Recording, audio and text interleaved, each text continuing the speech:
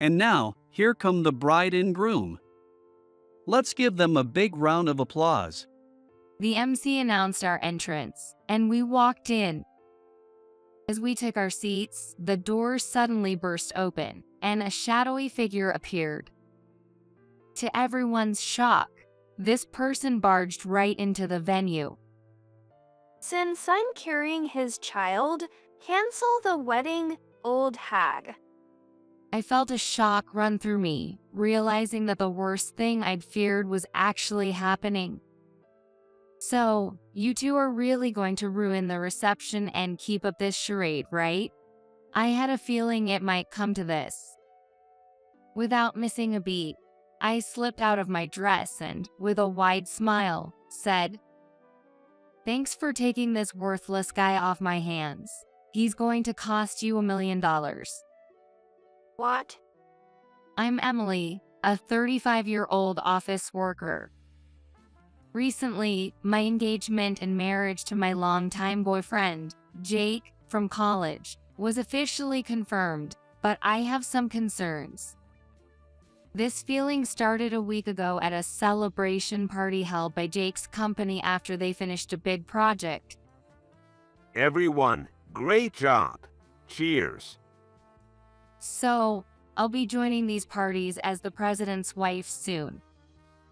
As I was mulling this over and looking around at the happy faces, I noticed a young woman I didn't recognize sitting right next to Jake. I asked a colleague sitting nearby. Her name's Sophie. She's 24 and just joined the team about 2 weeks ago. "Oh, I see. Thanks for letting me know." I then quietly got up and moved over to sit beside Jake. "Oh, are you new here? Nice to meet you. I'm Emily, Jake's fiancée." I emphasized the word fiancée. But Sophie looked back at me, unfazed, and replied, I've heard a lot about you from Jake. I'm Sophie. Nice to meet you.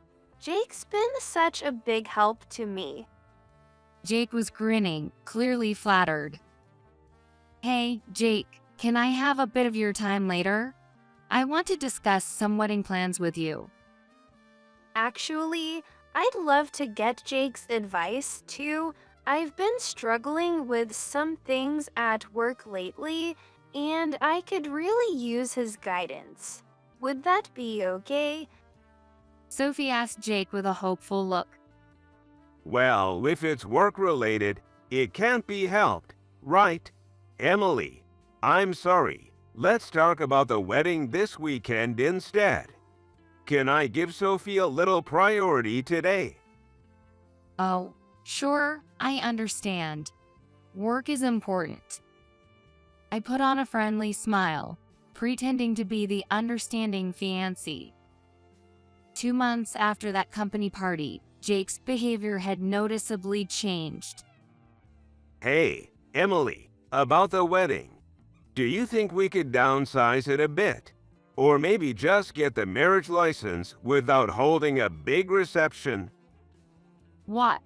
But my parents are really looking forward to the wedding." I get that, but I still have those company debts. You know, I feel like if we spend on the wedding, people might say I should use that money to pay off my debts sooner. That's disappointing. And besides, small weddings are kind of in style lately, right? I mean, we're already 35. I'm sorry, but I don't see the point in having a big wedding. When he brings up our age, I don't even know how to argue with that. With that thought, the conversation ended for the day. And after that, Jake continued to change. He claimed to be busy with work, and it reached the point where I barely saw him outside of wedding preparations, as if he didn't want to see me. Even when we were together, he seemed distant, and I couldn't shake the feeling that the new employee, Sophie, had something to do with his recent behavior. I need to think this through carefully. I kept worrying endlessly. Half a year passed, and finally, it was just before the wedding. Taking Jake's wishes into account, I had changed our plans to a much smaller, simpler ceremony. I would wear a wedding dress, but there'd be no costume changes or entertainment. We only invited close family and a few dear friends for a cozy dinner with good food. The simpler prep was helpful, but honestly, the thought of calling off the engagement had been crossing my mind lately, and I had been preparing myself for that possibility. Then came the wedding day. Emily, you look so beautiful. I'm so glad this day finally came. You've grown so much. My dad said this with tears in his eyes. Emily, I know it's been hard, but from now on, build a happy home with Jake. Mom, don't get all dramatic. And no tears, please. The reception hasn't even started. Then the reception began, and everything proceeded smoothly. I was relieved that my worries had been for nothing, but that relief was short-lived. Finally, the moment I had feared became reality. I stood outside the doors to the reception hall, my heart pounding. And now, here come the bride and groom. Let's give them a big round of applause. With the MC's cheerful voice, the doors opened, the spotlight hit us, and applause filled the room. As the bride and groom, we were about to enter the hall and greet everyone who had come to celebrate. Suddenly, the doors opened, and a figure appeared. Everyone turned in surprise to see a person with wild eyes storming into the hall. In the shock of the moment, I couldn't fully process what was happening, but as the figure approached, it became clear that a woman had barged in. Breaking free from the staff who tried to stop her, she strode directly toward Jake and me. Still in stunned silence, I watched as she grabbed the MC's microphone and spoke directly to me. Emily, I owe you an apology. The truth is, Jake and I have fallen in love. I knew Jake was engaged to you, so I tried to keep my distance, but he kept telling me I love you more than Emily. I'm going to leave her for you over and over. I should have waited for him to break things off with you before getting involved. But now that I'm carrying his child, you'll need to call off this wedding, old hag. I was in a state of shock, realizing my worst fear had actually come true. Everyone in the room was frozen, unable to process what had just happened. Within moments, staff members rushed over, attempting to restrain her. Don't touch my belly. There's a baby in there. With her shouting this, everyone was thrown into confusion, unsure of how to handle the situation. Sophie, this is a wedding reception. Let's discuss this later. Jake, I'll speak with you afterward too. This isn't some part of the show, is it? It was clear from the staff's frantic response that this was no staged event. As murmurs filled the hall, my father picked up the microphone and said, Jake, we're all here to celebrate the start of your marriage. I believe you owe us an explanation. Tell us clearly, are the things this woman just said true? When my father finished, Jake, pale and shaking, was handed the microphone. Then, right in the middle of the reception, he began to apologize. I can't marry you, Emily. What she said is true. I want to be the father of her child. So please, call off our engagement. With that, he started to head toward Sophie. What, Jake, do you even realize what you're saying? I instinctively grabbed his arm to stop him, but without even looking at me, he pulled away and went toward Sophie. Honestly, all I can say is I'm sorry. And, Emily, you like me, don't you? If you really want me to be happy, Can't you understand? I know it's selfish, but I don't think my feelings are going to change. With Jake's words, I felt the entire room stir with murmurs. Then, boos erupted from both families and friends. Are you kidding me? What do you mean you want to be the father of her child? Get a grip. You cheating jerk. Do you even realize the nonsense you're saying? Do you have any idea what a wedding reception is for? Apologize to Emily, you bastard. I'm tempted to post this online. A public shaming seems fitting. What a psychopath. Maybe he should take a seat in the electric chair. The reception had turned into utter chaos, with guests either shouting angrily or storming out. So, you two are really going to ruin the reception to keep up this little circus, right? Well, I'll admit, I had an inkling this might happen. I actually noticed that Jake's feelings had drifted from me some time ago, so I've been mentally prepared for a while. I've been ready in case the wedding was called off at any time. Thank you, Emily. Jake exclaimed happily, completely ignoring the crowd's shouts as he stood beside Sophie, who looked equally pleased. I just didn't think you'd pull this on the day of the wedding. How long has it been going on with Sophie? About 2 or 3 months. Was it after that party? At that time, I was just happy to feel needed. There were really no bad intentions. Please believe me. You still made a move, so how could I possibly believe you? What do you plan to do about the reception now? Obviously, we'll have to cancel it. And since this is how things turned out, I'll be ending the engagement, too. You'll be covering the cancellation fees, Jake. Of course, I'll pay for everything. And to make it clear that none of this was my fault, I'll also be filing for damages. Understood. I'm truly sorry. Hearing Jake's response, I immediately stripped off my dress and said with a big smile, "Thanks for taking this worthless guy off my hands. He's going to cost you $1 million.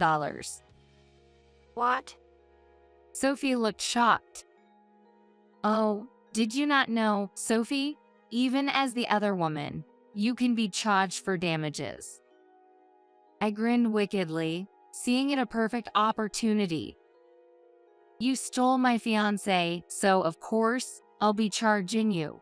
And considering all the trouble you've caused the guests here today, I'll be expecting a hefty compensation. Didn't you know that? Clearly, you have no common sense." Well, I guess only someone with no common sense would do something as foolish as going after someone else's fiancé. I intentionally insulted Sophie and sneered at her mockingly. I figured a comment like that would wound her pride and provoke her to respond. What did you just say? Gotcha. Fine. I'll pay the damages. After all, it'll be Jake who ends up paying. He's a wealthy company CEO, so covering damages for both of us will be no problem. Isn't that right? Really?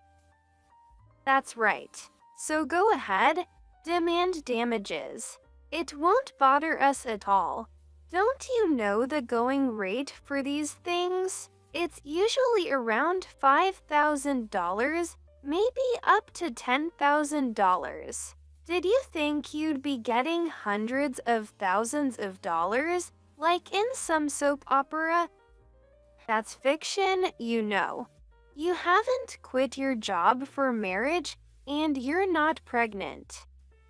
You've only been together for a little over 10 years, starting back in college, so that length of time isn't going to increase the settlement much. And since the engagement period wasn't very long, there's no reason for any major increase. In other words, Even if you inflate the damages, we'll have plenty of grounds to ask for a reduction. Based on experience, it's usually $5,000 from him and $5,000 from me, totaling around $10,000. I'll pay it all at once if that's what it takes. Experience. So, Sophie, you've done this with other people's men before, haven't you? Sophie, what are you saying? Jake looked flustered at Sophie's sudden change. Jake, didn't you know? It must be a shock, right? Sophie, who's always acted like a proper lady, suddenly showing her true colors. But this is the real Sophie. As for the cancellation fees for the reception, that would only amount to a drop in the bucket. I had Jake downgrade to a modest wedding plan in advance to keep the costs down just in case, so you don't stand a chance anymore. With that, Sophie tilted her head and slipped back into her sweet, innocent act, the type men find so endearing. You'll make sure to divorce him properly, won't you? She declared smugly, as if she had already won.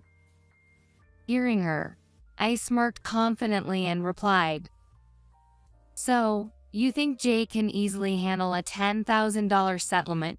Well, sure, if it's just $10,000. But what about $1 million? What, $1 million? Are you insane? Has the shock of having your wedding ruined driven you over the edge? And where are you getting that $1 million figure from? Jake didn't tell you. That $1 million isn't just for canceling the engagement or the wedding. I'm claiming a legitimate return on an investment." A return on investment? What are you talking about? 10 years ago, when Jake started his business, my parents invested $1 million for the building, equipment, and other operating costs. They own a significant share.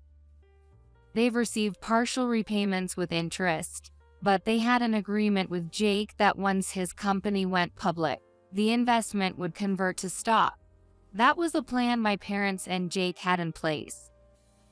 If the company doesn't go public, there's no set repayment timeline, as it was assumed to be repaid eventually. But thanks to you, that's all off the table now.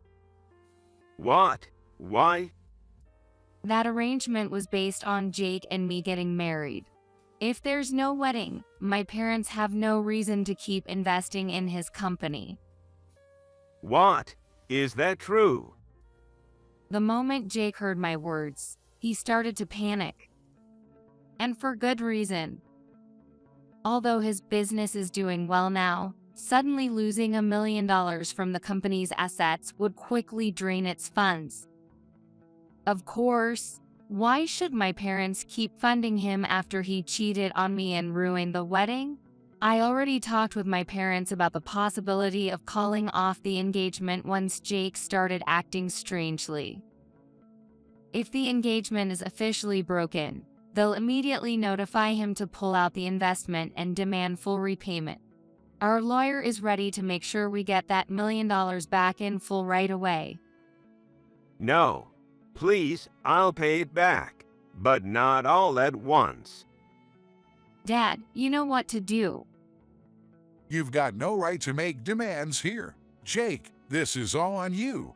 This is what happens when you ignore who's supporting you and act on impulse. You deserve no sympathy. I'd love to forget this nightmare. I thought I could trust you, Jake, but look, Emily's wedding day is ruined. To think you fell for such a scheming woman. With someone this short-sighted in charge, I don't see much future for the company anyway. I almost ended up stuck on a sinking ship myself. Out of options, Sophie stomped her feet in frustration. No way. If that's the situation, I'm not getting married. I thought I'd have a nice life with a wealthy CEO. But if he has to pay $1 million, we'll be broke. Forget it. I don't need a man like this. What? That's a problem because I don't want him either. You're canceling the marriage. What about the baby? I'm not pregnant. That was a lie. I figured if I said I was, you'd be so easy to manipulate, and you'd break things off with Emily. What? You liar. So it was all a lie. Well, even if there was a baby, I was planning to get a DNA test to confirm it was mine if there was any doubt. Oh, please. You're the one who didn't use protection, and now you're questioning if it's yours? Don't get cocky just because you got with the CEO a few times. Honestly, you should be thanking me for even bothering with you. Everyone was stunned by Jake's sudden outburst. All right, you too. I'm just glad there's no pregnancy. It would have been sad to see you stuck with this sinking ship. By the way, Sophie, just because you're not marrying Jake doesn't mean you're off the hook for the damages I'm demanding. That can't be. Of course it is. As planned, I'll be seeking damages from the one who caused the engagement to break. What's the going rate? $5,000, $10,000. But maybe with a good lawyer, I could go for a higher amount. With that million back, I'll be able to afford a top lawyer and see just how much we can squeeze out. And since you're not marrying Jake, he doesn't need to cover your damages either, right? You can pay for it on your own. No, I can't. Then maybe don't mess with someone else's fiance in the first place. You made this mess, and if you can't handle the consequences, you shouldn't have gotten involved. Realizing there was no escape, Sophie finally broke down in tears right there. I looked down at her with a smile and said, "Hey, Sophie, thanks for taking this $1 million jerk off my hands. Wait, please? But you were a bit sloppy, weren't you, silly? Ladies and gentlemen, I deeply apologize for ruining this occasion. As you might have guessed, I found out about his infidelity today. Of course, I have no intention of forgiving him. Though it saddens me, knowing the truth means I have no desire to marry Jake. So here, I vow that this marriage will not take place. I apologize to everyone who took the time to be here today, only to witness this disgrace. We will, of course, return the wedding gifts you have kindly given us. For those who have finished dining, please feel free to depart at your convenience." I asked the staff to return everyone's gifts at the reception. Afterward, my parents, Jake's parents, Kevin and Catherine, and I personally apologized once more to the guests who had come to the reception, explaining that the gifts would be returned, and then we left the venue. As the weight of the situation settled in, an emptiness filled me, and I couldn't hold back my tears. I was heartbroken and frustrated, apologizing to my parents repeatedly, but they offered me comfort. A few hours later, we gathered our family members and others involved to discuss the situation going forward. My parents and Jake's parents seemed visibly upset, likely exhausted from apologizing to the guests. My family, along with our relatives, confronted Jake directly. "Did you really think you'd get away with this? Think carefully about what you've done." I only thought, if there was really a child with Sophie, I needed to take responsibility. Have you lost your mind? A decent person doesn't have an affair while engaged. And what do you plan to do now? Don't think you'll walk away from this unscathed. I thought I could somehow make it work. I didn't expect them to demand the investment back. Your head's so empty it makes me want to cry. We're done supporting you. What? At that moment, Jake's parents cut ties with him and had him sign a written statement. We're truly sorry for what Jake has done, Emily. Kevin and Catherine had been repeatedly apologizing to me, my family, and the guests since the reception. This may be our last chance, so please, if there's anything you'd like to say, don't hold back. Regaining my composure, I responded to Kevin's offer and said to Jake, as I said at the reception, we're proceeding with a claim to recover the investment, including the fees and damages caused by this incident. I'm demanding $30,000. I'm not reducing the amount, so prepare for that. If you contest this, we'll take it to court immediately. If you refuse to pay, I'll see to it that the collection of watches you treasure so much is seized. Kevin, Catherine, I'll count on your support. Yes, you can rely on us. We'll make sure he pays. So, Jake, do we have your agreement? Jake was visibly shaken by the sight of me he had never seen before. Seeing him like that, I couldn't help but feel a bit of pity, realizing that in these 10 years, it was the first time I had ever shown him such anger. Since I'm usually calm, the pressure of me finally showing my anger seemed to scare him, so he reluctantly agreed. After that, I ended my engagement with Jake. My parents, who had been eagerly awaiting the green light, immediately contacted our lawyer to begin the process of withdrawing their investment from Jake's company. Facing an instant demand for the return of $1 million, Jake's company soon plunged into a financial crisis. Before long, they couldn't even cover operational costs, and the business quickly went bankrupt. I later heard from our lawyer that Jake is now burdened with leftover debt, living on the edge in a rundown apartment, doing manual labor every day. Apparently, the hardships of his new life became too much, and he ended up going back to his parents, begging for help. But this is where the severance agreement comes into play. Since he's legally bound not to reconcile, his return violated the agreement. It's nothing more than a child begging his parents for help. I responded to Kevin and Catherine in that way, and Kevin then spoke to Jake, who had shown up at their house again. We already agreed to sever ties. We even signed an agreement. If you keep coming here, I'll call the police. This goes way beyond what we'd ever tolerate. I never want to see you again. Stay away from this house for good. What? Dad? I heard that Jake was turned away at the door. Even after signing the agreement, he tried to rely on his parents. Serves him right. Honestly, it felt satisfying to hear.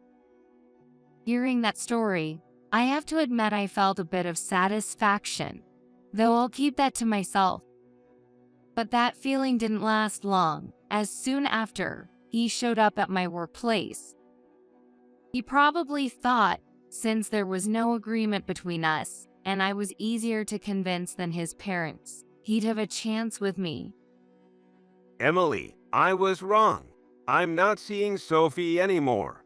Please, let's get back together. Come back to me. Really, Jake? Fu would want to reunite with a broke man, isolated from family and friends, drowning in debt, and without a job. Even if you were a woman, you wouldn't want that. Adults Fu can't see themselves objectively are just pitiful. Is that how you treat someone you were engaged to? This is cruel. Where did all your love go? Love. Don't make me laugh. How can you even say that word after getting involved with a younger employee, abandoning me on our wedding day, and embarrassing me in front of all our friends at the reception? Do you seriously think you can talk about love after all that, and then to demand it from the very person you betrayed? I can't believe how insensitive you are. Just how shameless can you be? Despite everything I said, Jake still refused to back down. Fine. Then at least lend me some money. I'm struggling to survive here and could starve. Please, help me. I was already over him, so my answer was obvious from the start. Not a chance. Deal with the mess you made yourself, you idiot. Since then, he kept coming back, persistently asking to get back together. But with his frequent visits causing issues at my workplace, I explained the situation to management and had him banned from the premises, warning him, "If you bother me again, I'll report you to the police." After that, he stopped showing up altogether. Rumor has it that Jake is job hunting while drowning in debt. He seems to have quit the physical labor, juggling several part-time jobs to scrape by. Meanwhile, Jake's mistress, Sophie, also lost her job when the company went bankrupt. She broke up with Jake, and with my compensation claim, she ended up drowning in debt as well. I eventually heard that she had started working night shifts. Well, knowing Sophie, she's probably looking for a new victim among her customers, but too bad for her. Right now, Sophie's night job is at a factory, doing line work. Through our liar's office, she was referred to a factory managed by my father's brother, who made sure the staff knew she was a person to keep an eye on. She'll soon learn her usual tricks won't work there. This happened because they tried to deceive others. Hopefully, this will teach them both a lesson and they'll live a decent life from now on.